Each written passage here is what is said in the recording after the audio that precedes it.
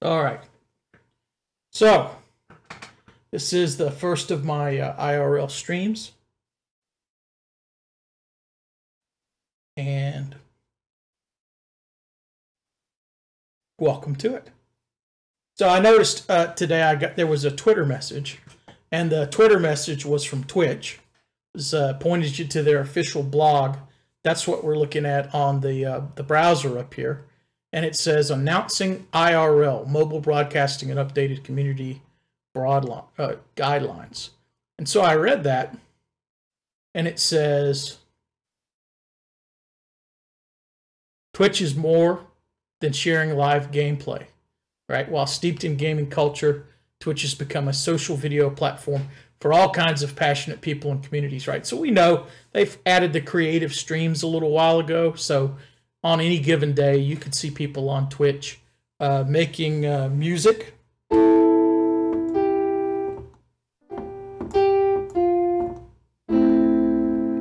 Or painting, or even cooking, or doing a variety of interesting things, right? So there's been creative channels, but they were kind of narrowly focused. They said, you know, you can do this, but you can't show yourself working on your car. You can do this, but you can't do this other thing. And so it seems like today they broadened up their definition of what's going to be allowed. And it's going to allow people to share their thoughts, their opinions, and their everyday life in a new content category called IRL. Talk to your community. Share your thoughts, opinions, feelings, everyday life. And one of the things they mentioned in here is a vlog, or like a video blog, right? I know a lot of people may not care to see that on Twitch. There's been some people who they play games, but they've kind of included that material all along. And probably was skirting the rules, or it was being allowed because they also did games where if somebody just came in and was posting up video blogs of their life with no gaming content, they probably would have got you know, in trouble for that. So now it seems like they're saying, yeah, you know what, you can do that, interact with your audience in a one-to-many style, live or recorded. So I'm doing this live. My hope is if people tune in to watch, you'll put something up there in the comments, and we'll have a interaction there, one of those one to hopefully many interactions. As far as recorded, I suppose when I leave the house, right, I could take my phone or something and I could record video, and then you come back and you play it on, you upload it, you play it on Twitch. But from what I saw when I read through this earlier today, they said it can't just be recorded stuff that you put on there. There still needs to be that interaction. So like if I went to the beach, I could come back and I could stream the video that I shot at the beach, but I would also need to be communicating with people in chat to make it interactive. Anyway, that's the way, based upon my first reading earlier today, it went. Or later on, when they have the Twitch app able to support mobile streaming, it's like you could take it to the beach, or you could take it somewhere and you could stream live and look at your chat and interact with it while you were doing that. So it'll be interesting to see if that's the way they envision it being used, or what people do with it. And it says next year we'll launch it from the Twitch mobile app. If you want to stream while roaming the Expo 4 at PAX West, go for it. Blah, blah, blah. There's a form to fill out for a chance to be added to a closed beta. I went ahead and filled that out earlier today. To be honest with you, I don't think I'm going to get chosen for that. And the reason is because I'm not really a Twitch streamer, in the sense that I haven't been doing it that regular. I don't already have an existing community, and I don't know anybody at Twitch. And based upon my observation, those are the kind of people they probably are going to select, because it's going to give them the most valuable feedback. if you do happen to see this, though, again, be interesting to see how it turns out for some other people who aren't partnered, don't have a large community, whether it would help them build it or not. So I'm willing to be a test for that, as I'm certain a lot of other people are. There's some new guidelines that go with this. I looked at those earlier today, and as you might expect, you got to stick by the rules. So that's one of the posts that was on the Twitch blog today as well. So pretty cool. There's a video that's on the Twitch blog. If you want to watch that, you can certainly do that in your own time. I saw this today too, something called Cheer Emotes. Right, so we know about emoticons, and we know about cheering, but now we have something called Cheer Emotes, which are animated versions of popular Twitch emotes. And I guess the example is you use those bits to buy the animated cheer emote that you want to drop in somebody's stream.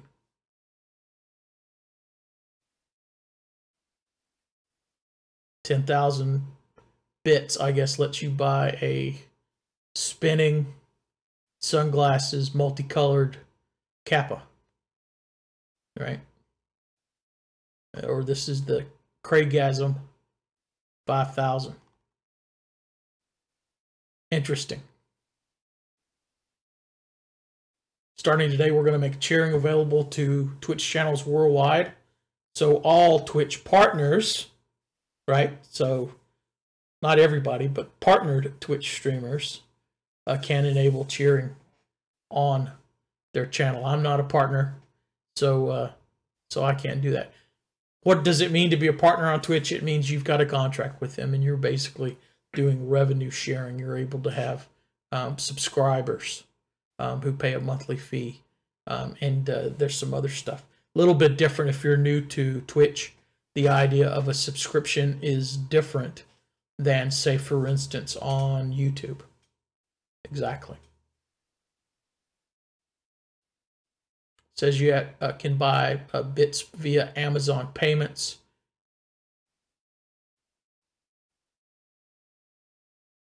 So that'll be interesting. Not so sure if I'm going to take advantage of that. Currently, I watch commercials from time to time to earn bits, and that's what I've been using for the cheers that I've done.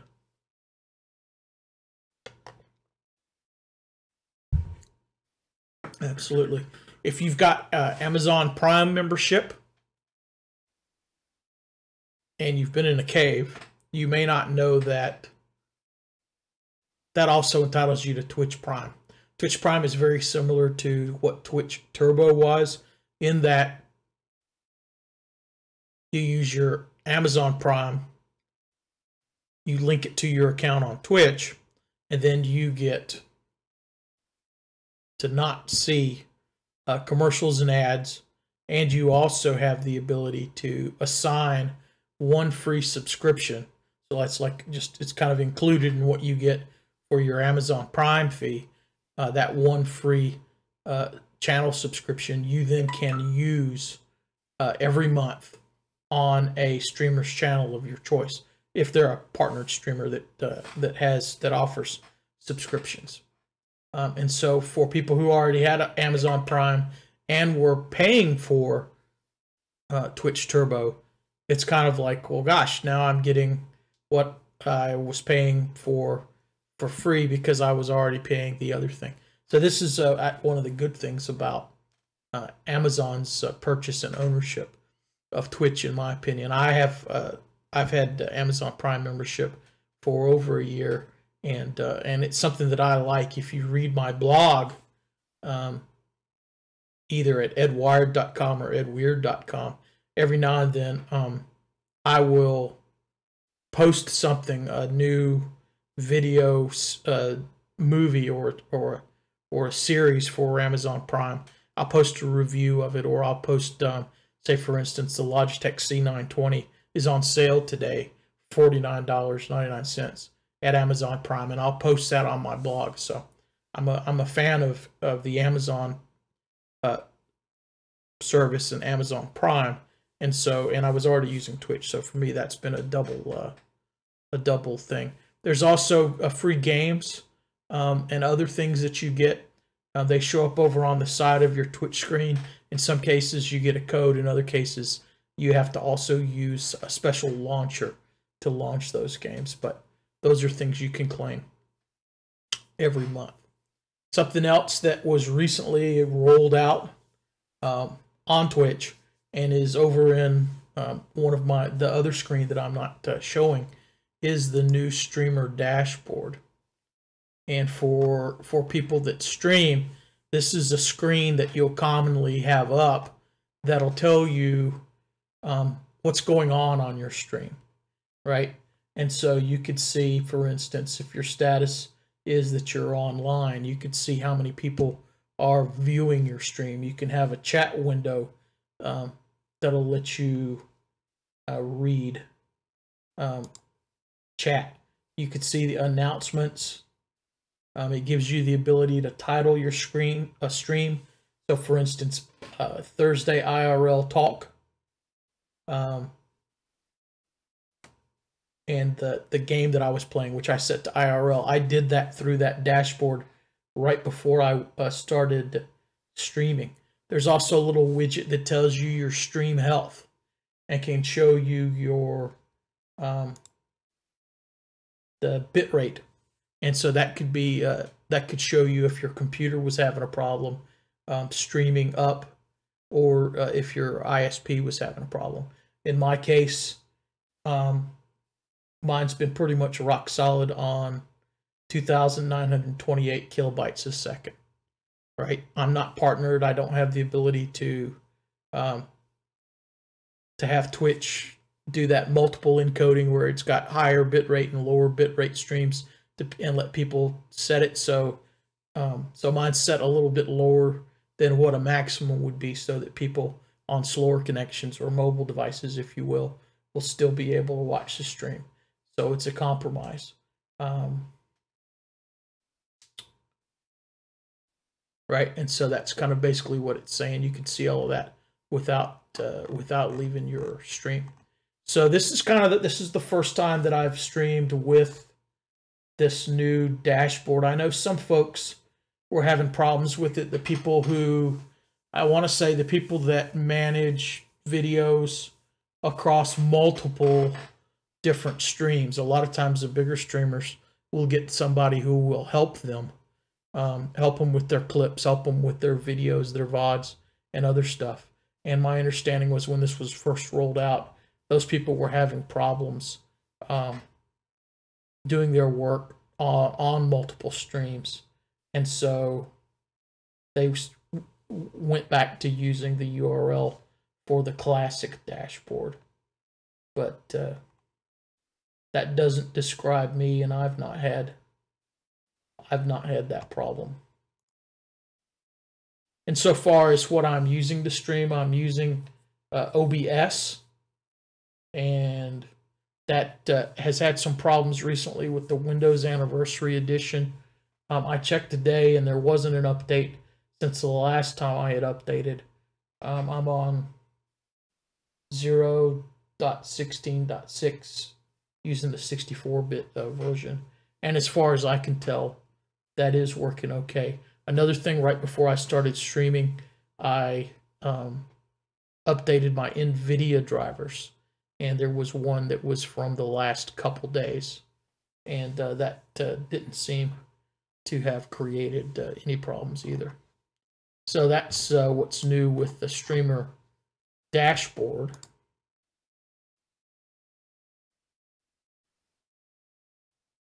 This mini mode, this is new, and I hadn't seen this before either. before I went into the blog earlier today. And essentially, it just lets you see, what's going on without leaving a live stream or a video you're already watching, right? So you are still watching this one down here in the corner while you're going back and seeing whatever else is going on. So I guess that's a way to maybe not miss something while you're looking for something better to watch, right? I know sometimes I'll get, I've set up for notifications, and I'll get a notification that says one of the streamers that I follow or subscribe has started streaming. And you don't know whether they've gone live immediately or they've put up that stream is starting soon screen, right? So this might be a way to continue to watch stream A while you check to see if that other person is still in the pre-stream mode or whether they're actually, up and running and entertaining. So that was something that's relatively new.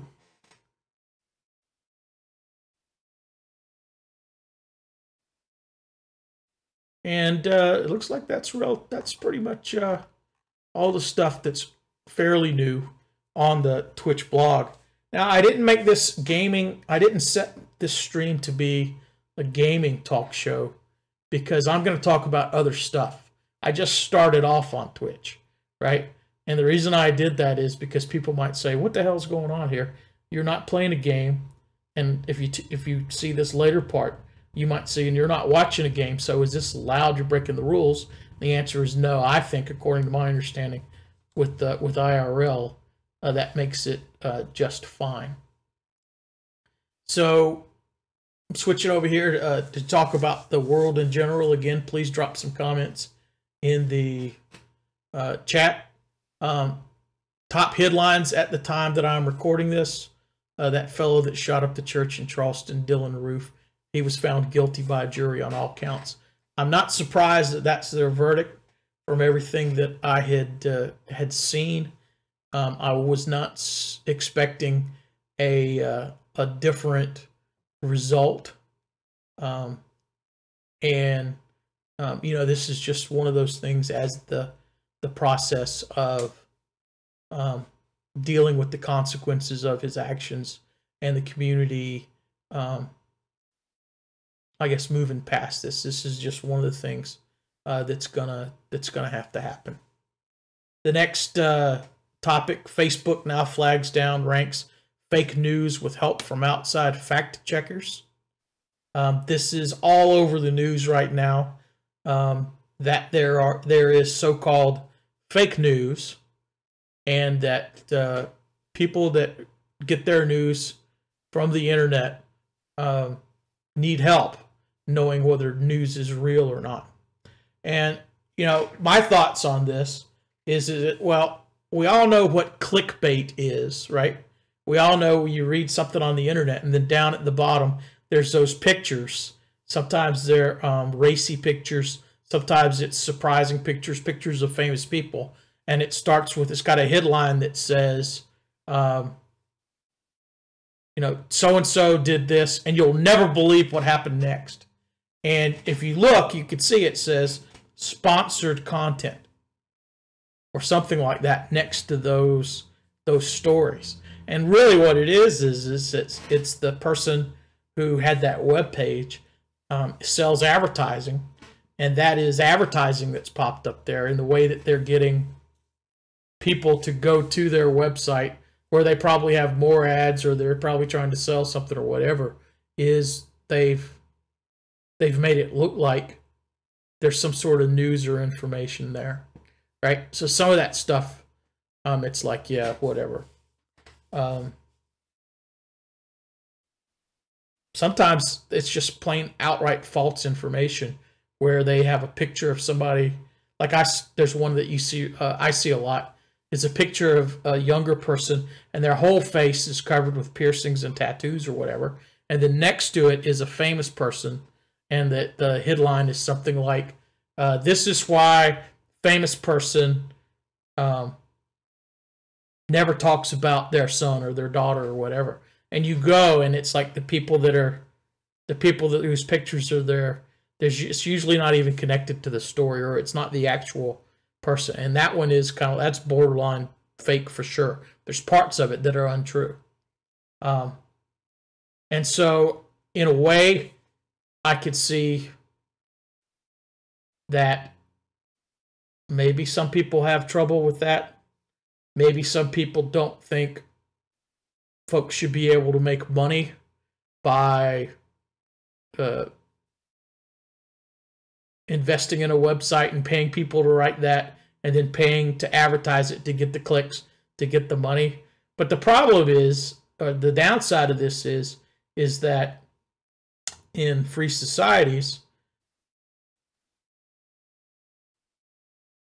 anything that borders on censorship can be a problem. And so the way that they're going to attack fake news by essentially pushing it down in lists, or maybe making it so that it doesn't show up at all, there's a potential for that to be abused, and to say if someone has less than if someone has an agenda, if someone has some sort of influence, then they could potentially take, you know how they say there's two sides to every story, right? Your side, my side, and the truth is somewhere in between. Well, they could potentially take and only promote the side of the story that they agree with the most, while hiding the other side of the story, and lead people, because of the lack of information, to believe, that their truth was the only truth. And so I think this is something that's going to merit watching to see how this shakes out. This says people like Snopes, factcheck.org, PolitiFact, ABC News, and AP will be the arbiters of this. And it's like, well, hold on a second.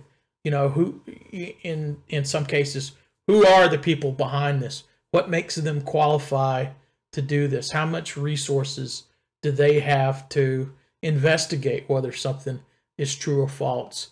And are they influenced by companies and corporations with a lot of money, or are they somebody that the government controls or could very easily influence in this? Right? Yahoo got hit with another hack, like over 1 million accounts, information, personal files, hashed passwords, and some other stuff was stolen. And so this is something I don't think is going to go away. And I think that everybody has to consider a strategy for passwords, and that it's a real liability to use the same password at every site, and to use the same user ID, and it's a real liability not to change your passwords, because if you do that and somebody gets your password from one place, and then they turn around and they take that list and they put it up, they put it out there, or they sell it for people with bad intentions, the chances of them being able to get into another account somewhere else of yours where you use the same credentials and to do harm to you is certainly heightened. So that's something to think about. Google Home supports Netflix and Google Photos, right? So the idea of being able to be in your home and to use some sort of artificial intelligence assistant. There's a couple different systems that are out there to help you, is something people find attractive. And as they add support for different popular platforms like Netflix or Google Photos, then that might steer you one way or the other. Like I mentioned Amazon earlier. Amazon's got their home device or wherever else, and so that will be interesting. Another fake news story. In world news, it looks like they found some evidence that adds to the likelihood that the Egypt air crash from May was caused by an explosive. And so it'd be, that's one of the things. I used to travel by plane a lot, and you always hope that they figure out why a plane crashed and they learn from it and they do whatever can be done to try to prevent that from happening. So when it first happens and people speculate why it happened, there's that phase, but then sometimes it takes a little while to figure out.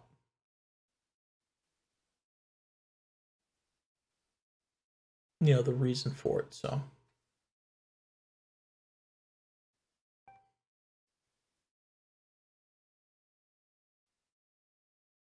this is an interesting one I did not hear previously, but it talks about DeVry University paying for students' loans and tuitions because it falsely advertised the success of its graduates. That's probably a good thing. I know that higher education is nothing but a for-profit, big business type of thing. And I'll just leave my comments at that. I don't know if anybody in the stream has the student loans and debts and bills to attest to it, but my experience is the university gets paid whether or not you learn, whether or not you get that good paying job. It's not like that you enter into a profit sharing agreement with them where they teach you, you learn, you get a great job, and then for the first couple years you ship them a percentage of that. That would motivate them to make sure you really learned. Now you're going to pay the same whether it works for you or not, and that's just the way. That's just the way that it works. Super Mario Run, not one of my games. The FCC chairman is stepping down on Inauguration Day, so we'll have to see how internet regulation and other things are changed by somebody different at the FCC. Something about GTA 5 online, how to get any import-export DLC car for free. I played GTA for 5 for a while. I had it on the Xbox. I've got an Xbox 360, and my TV broke, and so I haven't played it in a long time. I liked it though. I got to admit that was a game that I really liked, but I just didn't like how the DLC kept basically making you pay more and more for it, right? That was kind of a bummer. Rogue One, the new Star Wars movie, I could care less. Sorry. Don't care.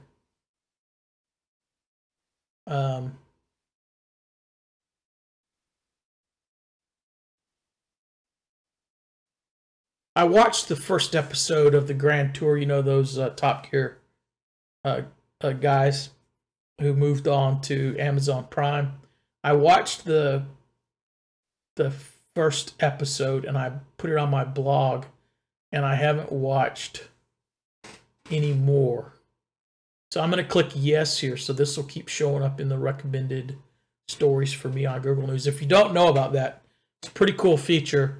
If you read your news on Google, it's got this section, or it's got a section called Suggested for You, and that's based upon like your searches and stuff. And if it's right on something, if it's like, yeah, you know what, I would kind of like to keep up with that. Often there's going to be a link next to something, and you can click, yeah, you're right. Or if it throws up stuff you're not interested in,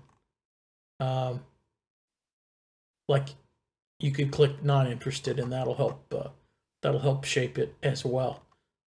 Now, some people are concerned about sharing a lot of the stuff about their life with with companies like Google or like whatever, or like putting those automation things I talked about a little while ago, with essentially the microphone that sits in your house and listens all the time. And so if you're one of those folks, then you won't care about that feature. But interesting. And so let's see. Daytona Beach, Florida is the city that's closest to me, if you will. We had some people shouting at City Hall during City Hall meetings. And now they're looking to maybe put metal detectors up at City Hall. You already can't take, it's against the law to take weapons into City Hall. But I guess I haven't been down to the meetings, but I guess they, I don't think anybody's been caught with a weapon at City Hall. But because people were yelling, I think now they're thinking about putting some in. That'll be interesting. There's a new outlet mall in town, and now they're saying there might be traffic congestion problems. Do you think? Yes, I think. I think that that's the case. People that got wrecked by Hurricane Matthew, there was a hurricane that went up the coast. I loaded my car up and I just drove over to Alabama for 2 nights, and then I came back. My house really wasn't damaged. Just trash and crap in the yard I had to put on the street, and there have been big trucks picking that stuff up for the past 2 months. But people that did need aid, that stuff's winding down now.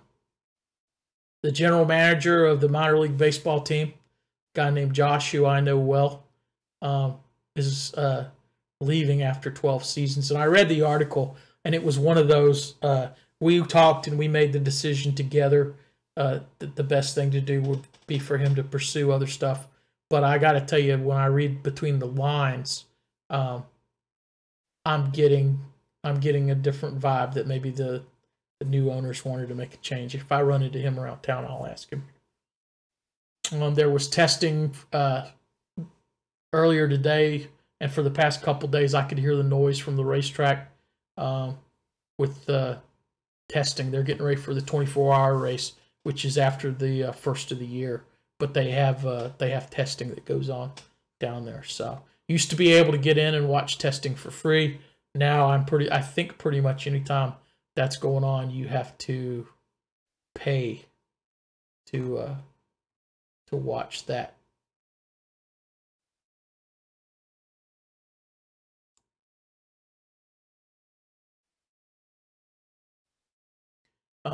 And if we go to the local news,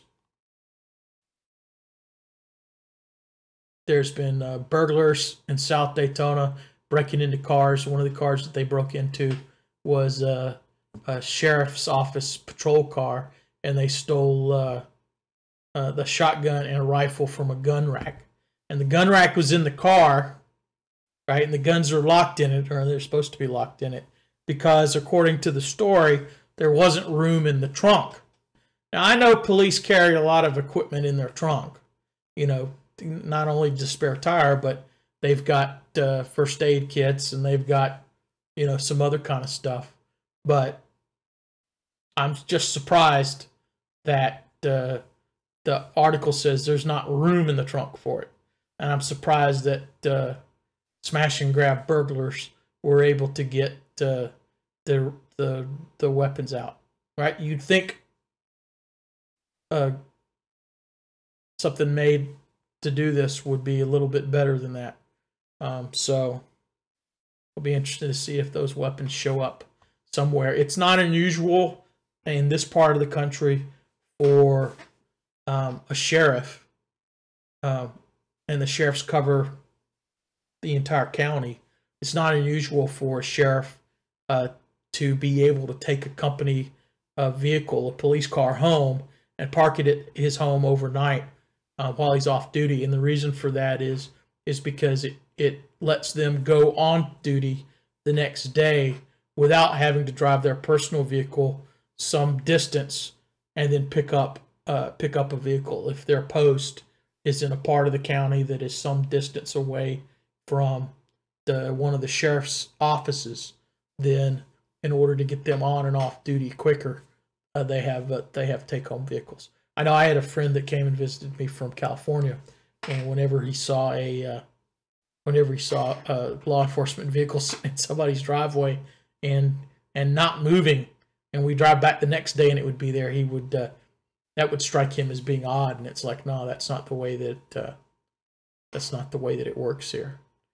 We've got black bears in this part of Florida, and it looks like they're gonna have some funding aimed at reducing human-bear conflicts. People get upset when a hunter shoots a black bear, but the black bears get into people's garbage, and they get into their pools, and they walk through neighborhoods that have been built in the forest where the bears used to be able to hang out without being bothered and get other kinds of food. So in addition to alligators, we have bears in Florida. Didn't know if you knew that, but that's the case. You know, I'm noticing on this page, it's really not giving me a good indication of how many people are watching the stream. I've got like no idea. It just doesn't tell me. The sheriff,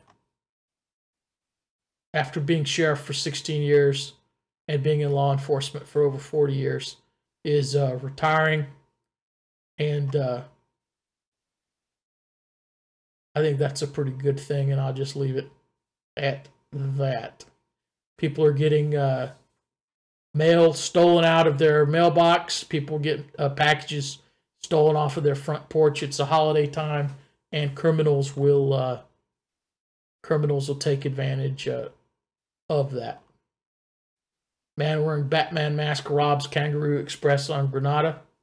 So it's not just in the Arma3 Life simulators that Batman masked people rob stores. This happens in real life. They caught some bank robbers that had robbed two banks in the area as well. Looks like tomorrow the weather's going to be 73. Tonight it's going to get down to the mid-50s. So unlike most of the United States where it's pretty dang cold right now, this part of Florida is nice and warm.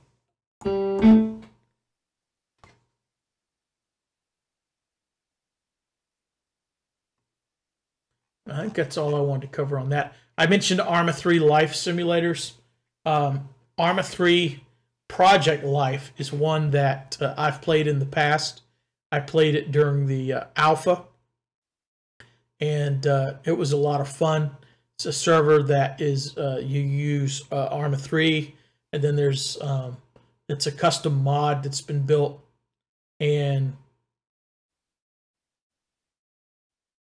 the alpha closed about 3 months ago, which was kind of a bummer because you get used to playing a game, and then the next thing you know, the server shuts down, and there's no telling when it's going to be up again. But that's a part of it being an alpha, and they really have done a lot of development and customization. And so everybody was eagerly awaiting. There were days, there was a date set, and it came and went. There were delays announced. There were changes in the management and the ownership over there. But they finally set a date, and that date was, I believe, the 17th. If that's Saturday, then that was the date that was set, was December 17th. And that's when the beta was going to open up, right? So it's not going to be fully finished. There's parts of the map that haven't been fully built out, but it'll be further along than the alpha. And I got to be honest with you, the alpha was really nice. It was fun playing the alpha. Unlike some other simulators, this is one that has an economy, and it has jobs, and it has materials, and it has a lot to do other than just being a cop or being a robber. This one also has Coast Guard. It has the EMS. Beta is going to introduce firemen with fire truck and a fire hose. There's going to be fires. In the alpha, there were the jobs like being a record driver. You could work at restaurants and make food to sell to people. You could prospect for oil and drill oil. You could be a fisherman. Again, a lot of a variety of things that's going to make it cool. So I'm super jazzed. I'm primed for to be playing this game again on Saturday the 17th, if that deadline doesn't slip. I've been watching the forum. The people that are doing these jobs, they were hoping to be able to get on today in order to do some training.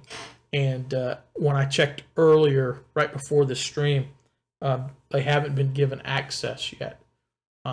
Also, tomorrow, they were hoping, if everything was on time, to allow some YouTube and Twitch streamers and some people, myself included, who donated some money when they were trying to meet some goals for funding development for the beta, to give us a sneak peek.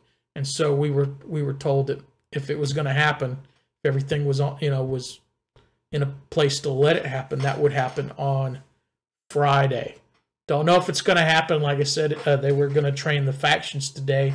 That hasn't happened yet, and so might not happen. It might slip, but at some point, if you're watching Twitch and you watch the life mods right now, I've been spending a lot of time watching NoPixel.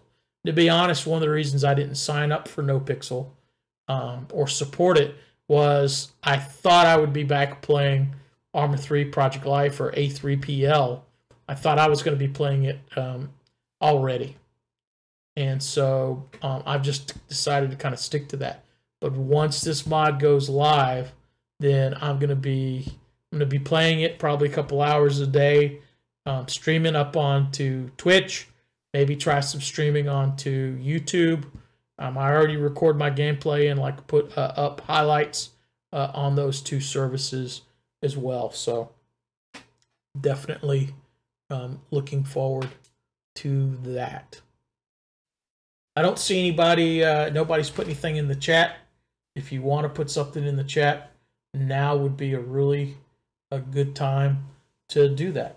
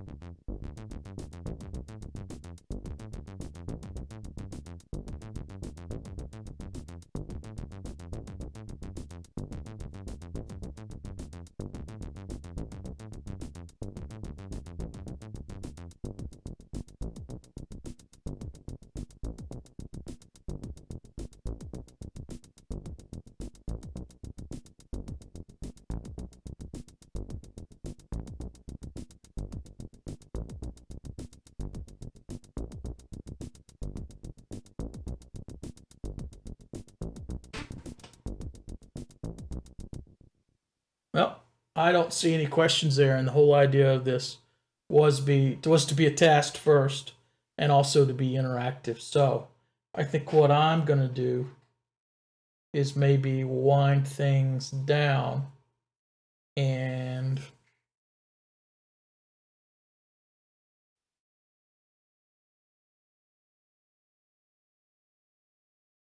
watch some other people on Twitch. But anyway, if you watch this in recorded form, go ahead and follow my channel, and you'll get a notification when I'm streaming later.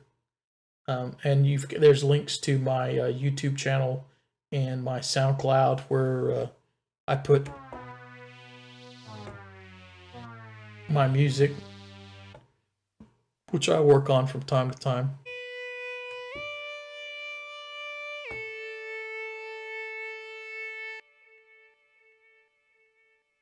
So I've got a couple videos up there with my music.